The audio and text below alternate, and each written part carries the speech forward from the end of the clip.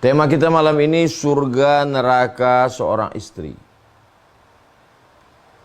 Berdasarkan hadis Nabi SAW, Sallatil mar'atu khamsaha, wa shamat syahraha, wa hafizat farjaha, wa ata'at zawjaha, qila laha, maka dikatakan kepada istri itu, udkhilil jannata, masuklah engkau ke dalam surga, min ayyi abwabil jannati, dari pintu mana saja syi'ti yang engkau mau. Jadi kita tahu bahwa pintu surga itu banyak. Ada yang masuk dari babus sedekah karena rajin bersedekah. Ada yang masuk dari babus shalah karena rajin salat. Ada masuk dari babur rayyan karena rajin puasa. Ada yang masuk dari babul jihad karena berjihad. Ada masuk dari babul kazimin al-ghaiz karena menahan amarah. Tapi Abu Bakar Siddiq masuk dari pintu mana saja yang dia mau. Ternyata perempuan juga bisa masuk surga dari mana saja yang dia mau. Udkhuli al-jannata, masuklah kau ke surga. Min ayyi abwabil jannati, dari pintu surga mana saja syi'ti yang kau mau. Jadi yang akan kita bahas ini adalah surga neraka seorang istri, surganya dulu. Lawan daripada surga adalah neraka. Berdasarkan hadis Nabi, innama huwa jannatuki wa naruki. Suamimu itu bisa jadi surgamu, wa naruki, dia bisa jadi neraka. Hadis yang pertama ini kita bahas, diriwayatkan oleh Imam Ahmad bin Hanbal dalam kitab Al-Musnad. Yang pertama, Sallatil mar'atu khamsaha, salat 5 waktu. Adapun duha, tahajud, witir, qabliyah, ba'diyah, isyraq, awabin, tasbih, salat sunat dilaksanakan amat sangat baik. Tapi yang pokok bagi seorang istri adalah Sallatil mar'atu khamsaha, salat 5 waktu, subuh, zuhur, asar, maghrib, isya.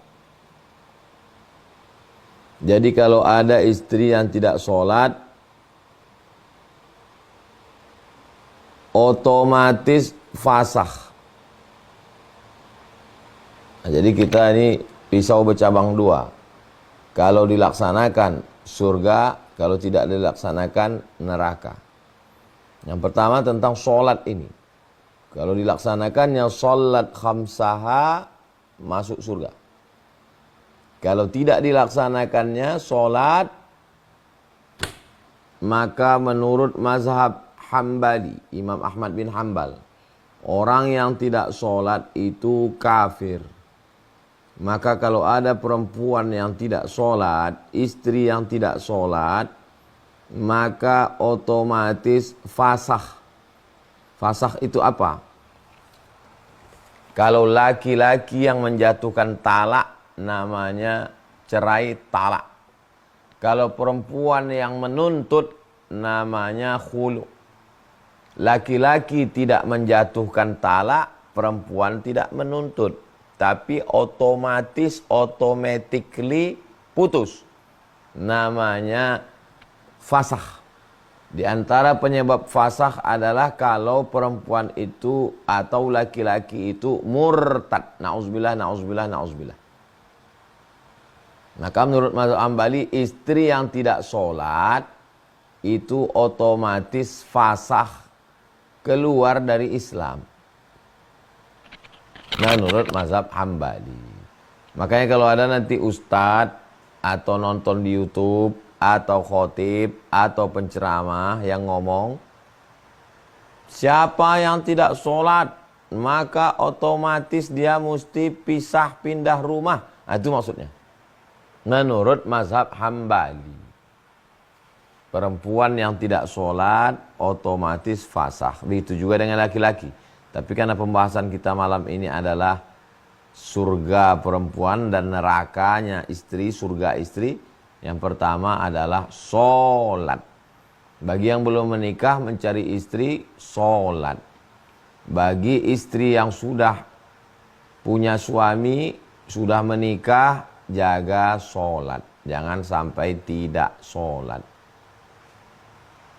Suami mendidik, mengajarkan menasehati, membangunkan, bertanya, berbuih mulut tak pernah berhenti, belikan mukena, ajarkan fikih wudu, fikih solat. Itu maka kalau laki-laki itu faham, dicarinya perempuan yang faham supaya tidak berat kerja dia. Kalaupun sudah terlanjur apa boleh buat. Itu berarti si suami itu punya pahala double. Satu pahala menikah, satu pahala mendidik perempuan yang tak sholat tadi menjadi sholat. Tentu dalam sholat itu, kalau ada yang bertanya bagaimana dengan bacaan Qur'annya? Maksudnya dalam sholat itu tidak sah sholat kalau tidak baca Qur'an. La sholata, tidak sah sholat liman lam yaqra' bi fatihatil kitab. Kalau tidak membaca Al-Fatihah, maka otomatis juga bacaan Al-Fatihahnya minimal Al-Fatihah. Bismillahirrahmanirrahim. Alhamdulillahi rabbil alamin. Ar-Rahmanir-Rahim. Maliki yaumiddin. Iyyaka na'budu wa iyyaka nasta'in. Ihdinas siratal mustaqim. Siratal ladzina an'amta 'alaihim ghairil maghdubi 'alaihim waladdallin. Amin. Sebodoh-bodohnya perempuan, paling tidak Al-Fatihahnya lurus. Karena tidak sah sholat kalau tidak baca Al-Fatihah. Jadi di Pekanbaru di Riau ini masih ada tradisi khataman Al-Quran. Di rumah-rumah. Saya diundang ke rumah baca doa dan tausiah anaknya khatam Quran.